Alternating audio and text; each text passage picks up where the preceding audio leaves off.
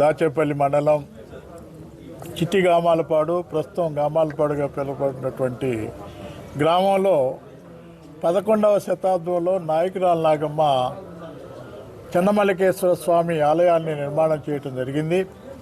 ఆ తదుపరి శిథిలావస్థలో చేరినటువంటి దేవాలయాన్ని ఇటీవలనే జీర్ణోద్ధరణ చేయటం జరిగింది. ఈ ప్రాంతానికి మొత్తంగా పల్నాడు నాయకురాల నాగంగా పేరు పెట్టడం జరిగింది.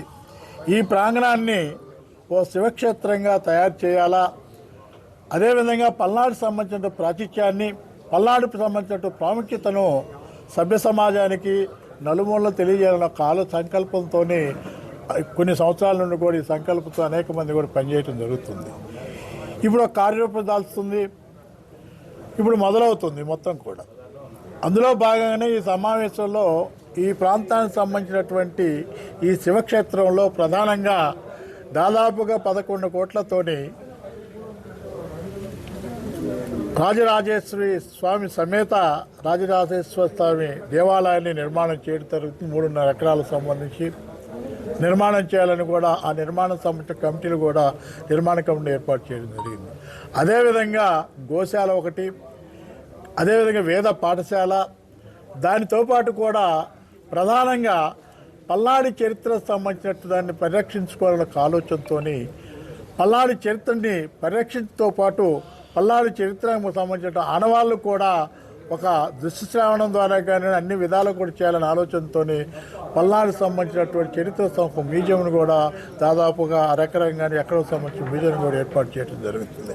ఎందుకంటే పల్నాడుకి ఒక ప్రాధాన్యత ఉంది, పల్నాడుకు సంబంధించిన ప్రాచుర్యం ఉంది, పల్నాడులో ఒక సంస్కృతి ఉంది, పల్నాడులో కొన్ని సాంప్రదాయాలు ఉన్నాయి. ఆ సాంప్రదాయాలని, ఆ ప్రాధాన్యతకు సంబంధించినటువంటి పరిరక్షించుకోవాలా, ఈ చరిత్ర పరిరక్షించుకోవాలని ఒక ఆలోచన. ఎందుకంటే పల్నాడు అంటేనే మినీ భారతానికి సంబంధించిన ఘట్టాలు పల్నాడు చరిత్రకు ఉండే ఆ చరిత్ర ఘట్టాలని మొత్తం కూడా మనం దృష్టిరూపణగా చేయాలంటే ఒక ఆలోచన, ఒక మ్యూజియం ఏర్పాటు చేయడం జరుగుతుంది. ఎందుకంటే మీకు తెలియని కాదు, ఈ ప్రాంతాన్ని అన్ని ఆనవాళ్ళు ఉన్నాయి.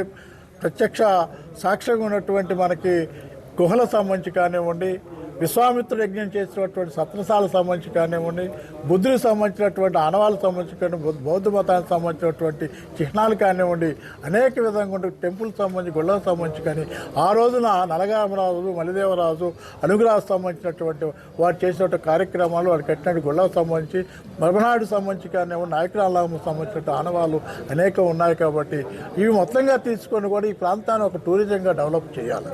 అంటే చరిత్రను పరిరక్షించడంతో పాటు కూడా ఆ చరిత్ర ద్వారా పరీక్షించడం ఒక టూరిజం కనుక మనం డెవలప్ చేయగలిగితే ఈ ప్రాంత ప్రజానీకానికి సంబంధించి కూడా ఉపాధి కల్పించే పరిస్థితులు కూడా ఏర్పడుతున్న ఒక టూరిజంగా డెవలప్ చేయాలంటే ఒక ఆలోచన కూడా చేయటం జరుగుతుంది.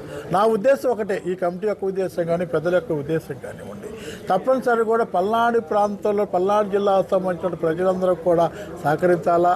పల్నాడు జిల్లా ప్రజలతో పాటు కూడా అనేక మంది భక్తులకు సంబంధించి ఎక్కడున్నప్పుడు కూడా భక్తులందరూ కూడా సహకరించమని కూడా అందరికీ మనవి చేస్తున్నాను.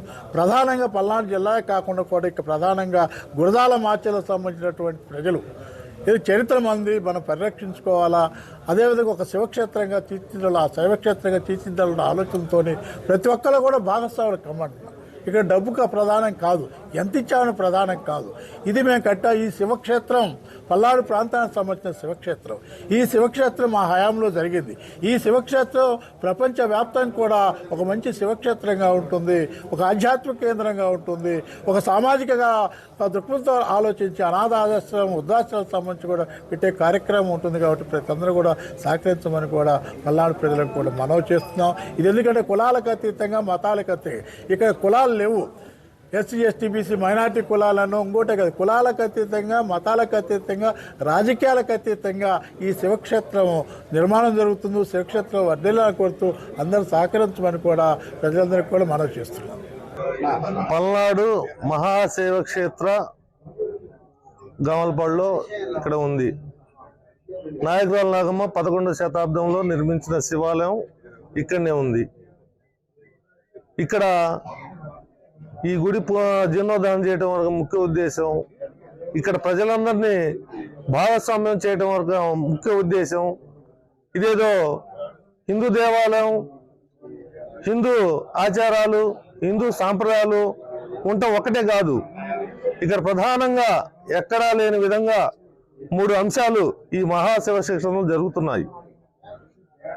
నూతన దేవాలయ నిర్మాణాలు వెంకటేశ్వర కావచ్చు, అదేవిధంగా నూతన శివాలయం కావచ్చు, ఇవన్నీ హిందూ ధార్మికతకు ఆచారాలకు సంబంధించింది. మరి అదేవిధంగా పల్నాడు సంబంధించిన ఒక మ్యూజియం ఏర్పాటు చేయటం ఈ మహాశివ క్షేత్రంలో, మరి పల్నాడు సంబంధించిన ఆనవాళ్లు అనేది సజీవంగా నిలపడం, ఇది చరిత్రకు సంబంధించింది.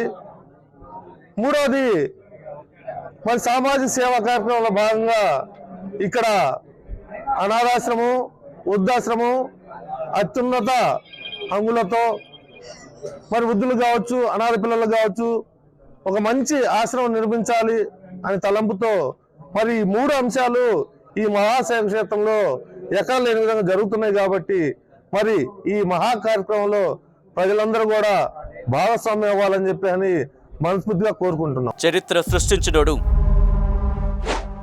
ఇప్పుడు ఆ చరిత్రని తిరగరాయబోతున్నాడు. అబద్ధాల గోడల్ని బద్దలు కొట్టి నిజాలను రాగా మీ ముందుంచబోతున్నాడు. నిజమైన వార్తల కోసం వెంటనే డౌన్లోడ్ చేసుకోండి రా యాప్ని.